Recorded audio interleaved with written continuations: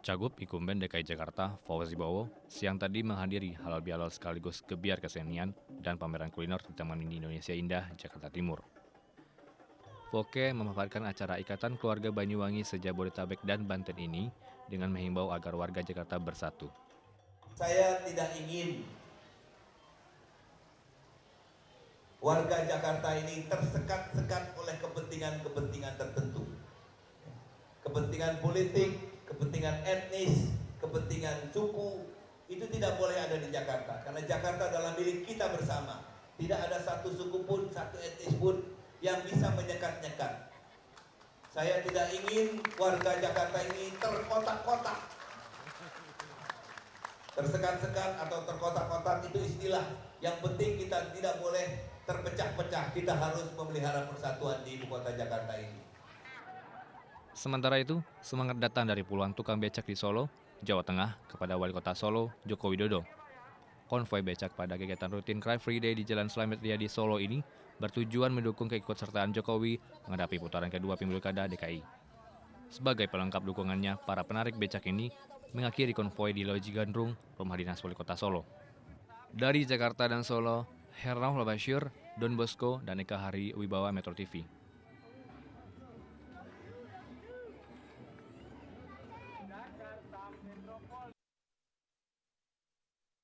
Kontroversi kegiatan kunjungan kerja anggota DPR ke luar negeri menimbulkan wacana penghentian sementara terhadap kunker tersebut. Tujuannya untuk menertibkan kinerja anggota dewan. Fraksi PDIP termasuk yang mempertimbangkan moratorium kunker tersebut. Bahkan sejak awal, fraksi berlambang banteng ini sudah mulai membatasi anggotanya melakukan kunjungan kerja ke luar negeri. Sejak awal memang kami dari fraksi sudah memilah dan memilih bahwa hanya BKSAP, Muhibah, dan kemudian RUU yang berkaitan dengan substansi yang memang harus dilakukan kami izinkan berangkat. Di luar itu kami tidak mengizinkan anggota fraksi kami untuk pergi. Sementara Menko Kesra Agung Laksono berharap moratorium justru harus dikaji ulang. Sebab dengan merealisasikan moratorium sangat bagus untuk mengubah pola hidup anggota DPR. Wisata berbalut studi banding dan kunjungan kerja kerap dituding sebagai pemborosan anggaran negara. Belum lagi banyaknya anggota DPR yang kerap membolos ketika rapat fraksi maupun paripurna yang membahas agenda krusial. Tim Liputan, Metro TV.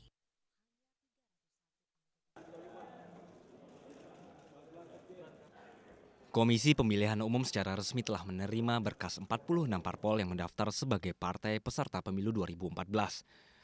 Meski telah mendaftar, namun KPU masih harus melakukan verifikasi, administrasi dan juga faktual terkait kelengkapan data dari masing-masing partai. Partai Nasdem menjadi partai kedua yang mendaftar ke KPU Pusat dan serentak di seluruh KPU daerah di seluruh Indonesia. 4 partai politik, yakni Partai Gerakan Indonesia Raya atau Gerindra, Partai Demokrasi Pembaruan, Partai Keadilan Sejahtera, dan Partai Buruh juga mendaftarkan diri ke kantor KPU. Mendekati batas akhir pendaftaran, Partai Demokrat juga mendaftarkan diri ke Komisi Pemilihan Umum. Sebelumnya, KPU membuka pendaftaran verifikasi parpol sejak 10 Agustus lalu dan ditutup pada Jumat 7 September. Tim Liputan, Metro TV.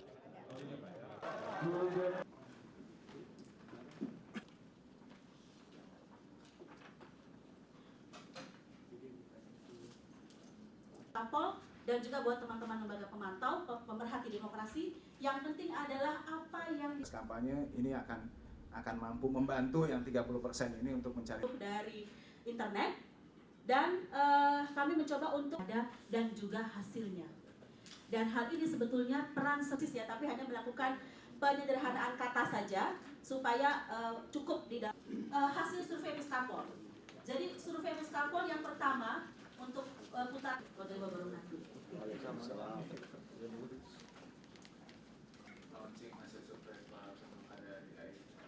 Sebagainya secara luas concern terhadap permasalahan ini.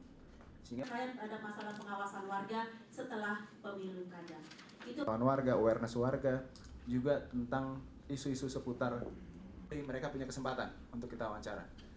Tetapi yang pasti dia harus punya ada di kisaran 40%, tidak tidak ikut berpartisipasi. Kalau tadi kita tanya semuanya, apa alasan mereka memilih model di Katolik juga tidak menentukan, tapi di Hindu mungkin 50-50. Karena di situ masih ditemukan bahan-bahan yang lain. Kalau tujuannya di mana, pasti bahan-bahan itu tidak ada di situ. Ada perakitan di situ, kita masih belum tahu betul. Sekarang sedang diteliti apakah meledaknya itu karena pada saat perakitan atau salah menghandle waktu merakit dan sebagainya. Itu sedang diteliti, jadi jangan terburu-buru untuk mengambil kesimpulan. Tapi analisa saya itu adalah bukan tempat menjadi tujuan sasaran akhir dari para pelaku ini. Ini kan sedang dianalisa semua, apakah nanti ada keterkaitan dengan Solo, apakah dengan yang di Tambora dan sebagainya. Perlu waktu, tidak mungkin kejadian semalam lalu kita menentukan seperti itu. Ya mohon maaf tentang itu. Tambora kan Torik. Tapi yang di sini Depok ini, di Beji ini, apakah orangnya sama? Ada kemungkinan. Kemungkinan itu dilihat dari mana, Pak Ansar? Ya,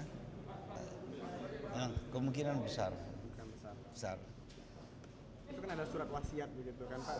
Apakah itu dari sana juga Pak Ansar bisa? Surat wasiat itu adalah surat wasiat itu kepada berpesan pada ibunya, istrinya, dan anaknya.